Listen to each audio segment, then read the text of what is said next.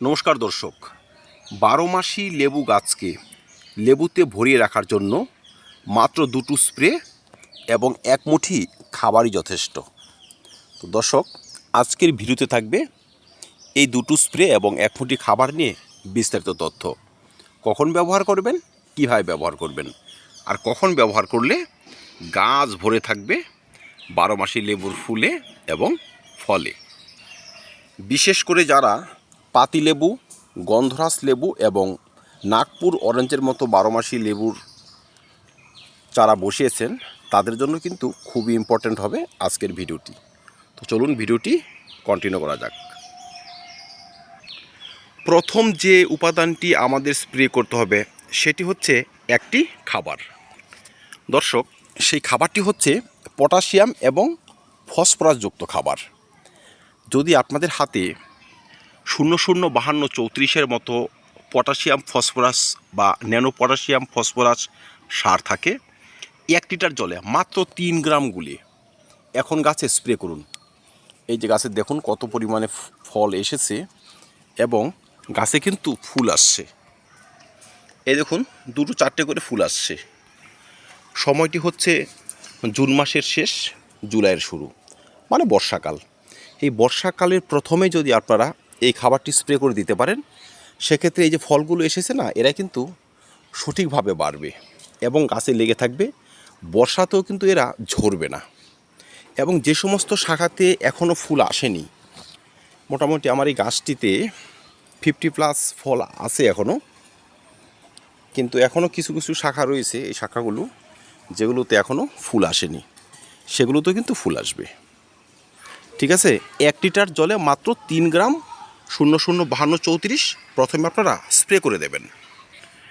দ্বিতীয় উপাদানটি হচ্ছে একটি ভালো মানের পিজিআর, সঙ্গে অল্প একটু বোরন 20%। দর্শক, বহু গাছের প্রবণতা হচ্ছে ফুল তো চলে আসে, সেই ফুল কিন্তু চট করে ফলে পরিণত হয় না। বিশেষ করে বর্ষাকালে এই মিস্টেকটা বেশি হয়। এটা হয় কেন জানেন?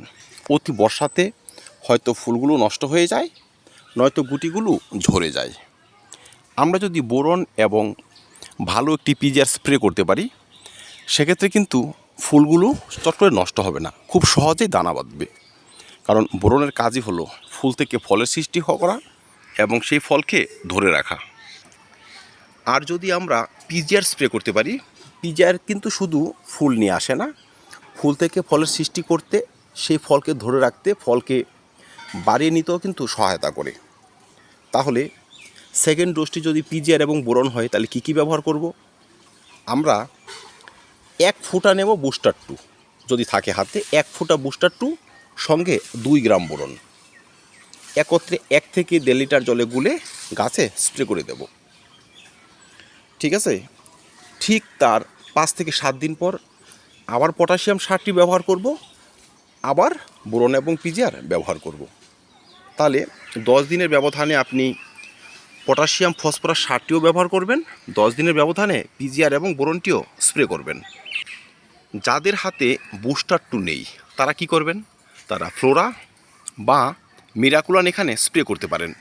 যদি মিরাকুলান স্প্রে করেন, সেক্ষেত্রে 1.5 ml মিরাকুলান এবং 1.5 গ্রাম বোরন নেবেন, একত্রে মিশিয়ে সন্ধ্যার আগে, বিকেলবেলা বা একদম সকালে 7টার আগে গাছে স্প্রে করে দেবেন।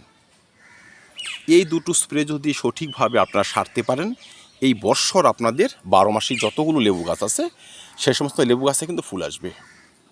আর শুধু ফুল আসবে না, ফুল থেকে আবার ফলে পরিণত হবে। যে গাছে কোনো দিন ভালো পরিমাণে ফুল আসে না, সেই গাছে কিন্তু 15 দিনের মধ্যেই ফুল চলে আসবে। আমার এই গাছটি একবার লক্ষ্য করুন, কতগুলো ফল রয়েছে। এই দেখুন গাছটি, এটা একটা পুরনো গাছ, আমার ছাদ বাগানের প্রথম থেকে এই গাছটি। এত পরিমাণে ফল এখনও রয়েছে গাছটিতে, ভাবা যায় না যে এই গাছে এত পরিমাণ ফল এখনও হয়। প্রচুর পরিমাণে ফল এই সাইডটিতে, এখন প্রচুর পরিমাণে কিন্তু ফল ধরে এখনও। তো দর্শক, এই দুটো স্প্রে সারুন প্রথমে। এবার সেকেন্ড হচ্ছে আপনাকে 1 মুঠি খাবার দিতে হবে। লেবু গাছের কিন্তু পছন্দসই একটি খাবার রয়েছে, সেটা মাল্টা মৌসাম্বি হোক, যে কোনো কমলা লেবু হোক, পাতিলেবু বা যাই হোক, সেই পছন্দসই খাবারটি হচ্ছে লাল পটাশ বা এমওপি বা পটাশিয়াম ক্লোরাইড। যদি আপনাদের লেবু গাছটি 20 ইঞ্চি টবে থাকে, যেমন একটি বাস্কেট দেখুন, ফলের বাস্কেট, এমন যদি ফলের বাস্কেটে থাকে আপনারা 15 গ্রাম লাল পটাশ ব্যবহার করতে পারবেন। সঙ্গে সিঙ্গেল সুপার ফসফেট বা টিএসপিও কিন্তু ব্যবহার করতে পারবেন, সেই 10 থেকে 15 গ্রাম। ঠিক আছে, বোরন ব্যবহার করবেন মাত্র 1 গ্রাম। হাড় গুঁড়ো আধা মুঠি, ভার্মি কম্পোস্ট যদি থাকে হাতে তাহলে 1 মুঠি, না থাকলে বাদ দিন। গোবর সার যদি থাকে 1 মুঠি দিয়ে দেবেন। মাত্র এইটুকু সার, আর কিচ্ছু প্রয়োজন নেই। এখন এই জুনের শেষে বা জুলাইয়ের ফার্স্ট উইকে যদি একবার এই খাবারটি দিতে পারেন, আবার জুলাইয়ের লাস্ট দিকে আরেকবার দিয়ে দেবেন। 2 বার মাত্র খাবারটি দেবেন, আর 2 বার বিশেষ এই স্প্রেগুলো সারবেন, তবেই কিন্তু বাজিমাত। এই বছর আপনার গাছে লেবুতে ভরে থাকবে। তো দর্শক, আমি খাবারটি স্প্রে করেছি। আজকে আমি মিরাকুলান এবং বোরন গুলে নিয়েছি, সেটা স্প্রে করব। তো চলুন স্প্রে করে দিই। আমি এমন একটা স্প্রে মেশিন নিয়েছি, এখানে জল রয়েছে 1 লিটার। 1 লিটার জলে 1.5 ml মিরাকুলান এবং 1.5 গ্রাম বোরন। তো চলুন স্প্রে করে দিই। এইসব ওষুধ সবসময় সকালে স্প্রে করার চেষ্টা করবেন, একদম সকালে। কারণ পিজিআর আর বোরন এগুলো সকালে যদি স্প্রে করেন না, এর কার্যক্ষমতা কিন্তু বেড়ে যায়। বিকেলও করা যায়, কিন্তু দুপুরের চড়া রোদে একদম স্প্রে করবেন না।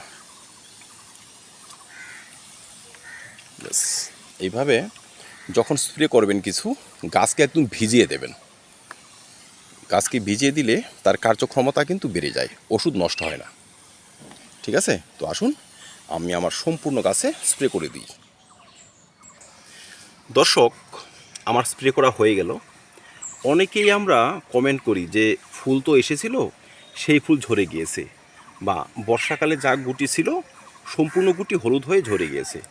সেই সময় পটাশিয়ামের ঘাটতিতে, কারণ গাছে যদি একবার পটাশিয়ামের ঘাটতি ভালোভাবে লেগে যায়, সেই গাছে বেশি পরিমাণে গুটি কোনোভাবে সেট হয় না, সেই সবশেষে 2 বা 4টে।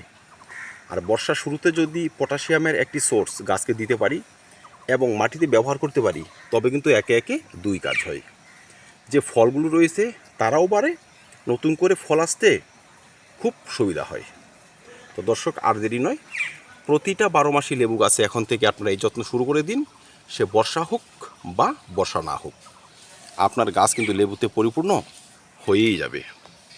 তো ধন্যবাদ। 12 মাসি লেবু চাষ সম্বন্ধিত আরও ভিডিও রয়েছে চ্যানেলে, সেসব দেখে নেবেন। চাষ ব্যবস্থা একদম ইজি হয়ে যাবে। তো ধন্যবাদ। ভিডিও ভালো লাগে লাইক এবং শেয়ার করবেন, চ্যানেলটি সাবস্ক্রাইব করে পাশে থাকবেন। ভিডিও দেখার জন্য অসংখ্য ধন্যবাদ।